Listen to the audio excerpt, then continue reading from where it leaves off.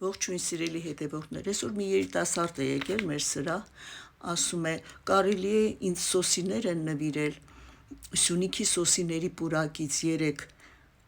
ծառ, պիտի տնկեմ մի քանի օր հետո, հիմա նենց են խեղճացել, տնկեմ ձեր հողի ու ծաղկամանների մեջ, ասում տղա ջան, մենք այդ ծառայությունը չունենք,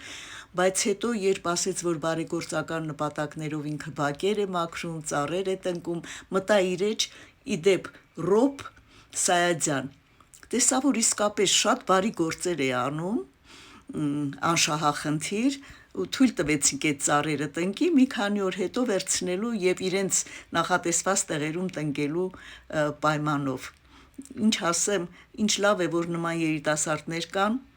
կուզեմ, որ օրինակը շարունակական լինի բոլորի համար, որովհետեւ մեր քաղաքը շատ կարիք ունի ծառատնկման եւ կանաչապատման։